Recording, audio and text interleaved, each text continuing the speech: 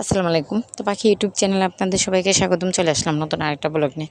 তো বয়স বসাবো কিভাবে? আমার ঘরের ভিতরে এত মানুষ, এত তুজ্জট মনে করলেন, দেখলেন তো আমি লাইভ ভিডিও একটু আগে করছি। ওই লাইভের ভিতরে যাইও মনে করলেন চিল্লাচিল্লি, পাড়াপাড়ি, মারামারি যেমন আমার পোলারা করে এরকম সাথে ভাড়াইটারাও করে। এরকম অবস্থা। ওই জায়গায় থেকে কোনো বয়স বসানো যায়? বয়স বসানো যায় না, কোনো কিছু করাই যায় না। ছেলেরা এখনও ঘুমাইতেছে না। তো আমি কখন ভয়েস বসাবো, কখন ভিডিওটা আপলোড করব, কখন কি করব না করব দিশেই পেতেছি না। তো এই যে এখন কি করছি, মনে করলেন ছাদে চলে আসছি। আমি ছাদে যাই, ছাদে যেয়ে অন্তত পক্ষে ভয়েসটা বসায় আসি। ভয়েসটা বসায় আসলে ভিডিওটা আপলোড করতে পারবো। তো সবার কাছে অনুরোধ রইল, যারা আমার ভিডিওটা দেখেন, দেখে যদি ভালো লাগে প্লিজ আমার চ্যানেলটা সাবস্ক্রাইব করে দিবেন। ভিডিওটা দেখে যদি ভালো লাগে একটা লাইক দিবেন।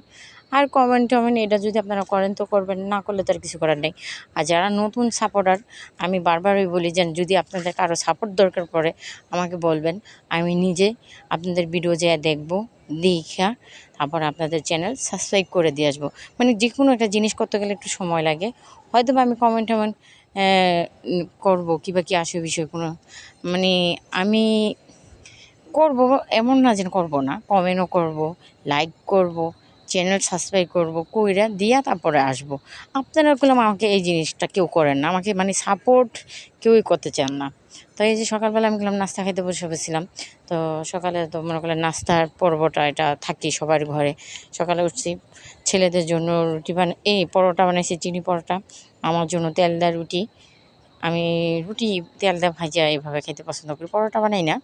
তো মনে করলেন এভাবে খাওয়ান দাওয়ান তৈরি থাকি, খাওয়ান দাওয়ান ছাড়া কি আর হয়।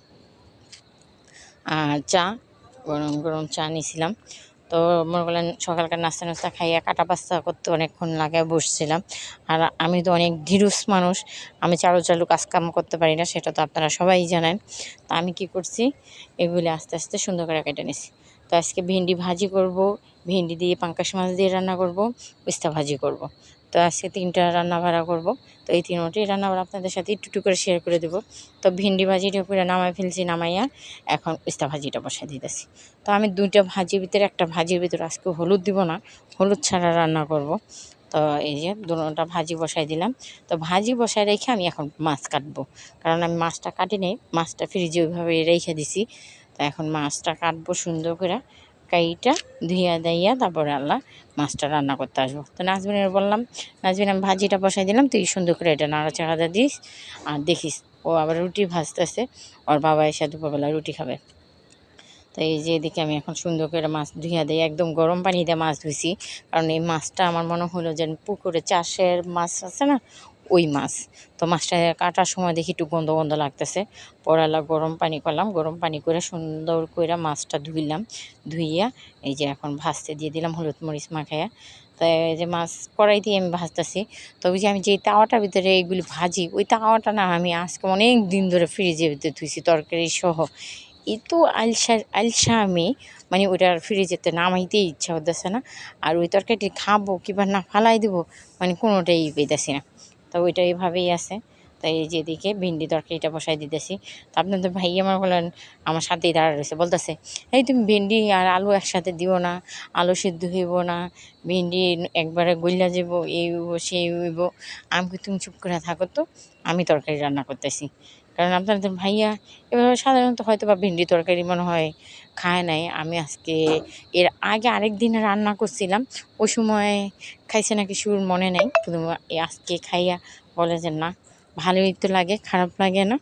তা এই জন্য আজকে আবার ভেন্ডি নিয়ে আসছে। কালকে পটলের তরকারিও খাই, মনে করলেন ভালোই, মানে বললো যে কখনো আমি ডিম দিয়ে পটল দিয়া খাইনি, ভালোই লাগছে, খারাপ লাগে না, ভাইজিয়া সুন্দর করে পটল দিয়ে। আবার পটলের সিলগা দিয়ে যখনই শুটকি ভর্তা করছিলাম তখন তো আমার ছেলেরা বইয়ের খাইয়া সেই, মানে বাবা আমাকে অনেক এই বলছে। তারপর আজকে কী করছে আপনাদের ভাইয়া জানেন, আবার পটল নিয়ে আসছে। তো এই যে রান্নাবাড়ার পর্ব করলাম শেষ। এখন আমি আজকে একটু মার্কেটে গেছিলাম। তো মার্কেটে গেছিলাম আমার জন্য 2টা প্লাজো আনতে। 2টা প্লাজো কিনে নিয়ে আসলাম। তো বাসায় গেঞ্জি পরি, গেঞ্জির সাথে এমনি পাজামাগুলি পরি, প্লাজো নাই আমার। আর যেই প্লাজো যে দোকানে বানাইতে দেয় জামার সাথে, ওইগুলি অত ঘের ঠের হয় না। তো আমি বললাম যে 2টা প্লাজো কিনে নিয়ে আসি গা। তো 2টা প্লাজো কিনতে গেছিলাম। 2টা, একটা শার্ট কিনে আনছি, একটা কামিজ কিনে আনছি, এভাবে শুধু, মানে শার্ট জিন্স প্যান্টের সাথে পরার জন্য, আর একটা কামিজ কিনে নিয়ে আসছি। তো ওইখান থেকে আসার সময় লিচু কিনে নিয়ে আসি। তো লিচু কিনা দেখি কি মনে করলেন লিচু কিনতে গেছি 450 টাকা শো বলতেছে। পরে আমি দরদাম করে বেড়ার বললাম যে 400 টাকা করে রাখেন, বড় বড় লিচু, তা আমার 50টা দেন। মেরে বলে আচ্ছা ঠিক আছে আমি 50টা দিতেছি। তো দিবে না, মানে বারবার বলতেছে আরও 10 টাকা দেন, আরও 10 টাকা দেন। আমি বললাম যে না দিব না। তো বেড়া ওই 10 টাকা কম দেওয়াতে বেড়া আমার 6টা লিচু কম দিছে। আমি বাসায় গইনা দেখি আমার 6টা লিচুই নেই, মানে 50টার থেকে 6টা লিচু কম। আমি ভাবছি কি হয়তো বা আমাকে 2-1টা লিচু হ্যাঁ বেশি দিতেছে। এখন বাসায় আইসা দেখি গইনা ছেলেরা, আমি আসার পর তো ছেলেরা পাগলা হয়ে গেছে। তো আমি বোরখা টোরখা খুললে আমি বলছি আচ্ছা ঠিক আছে আমি খুললে দিতেছি।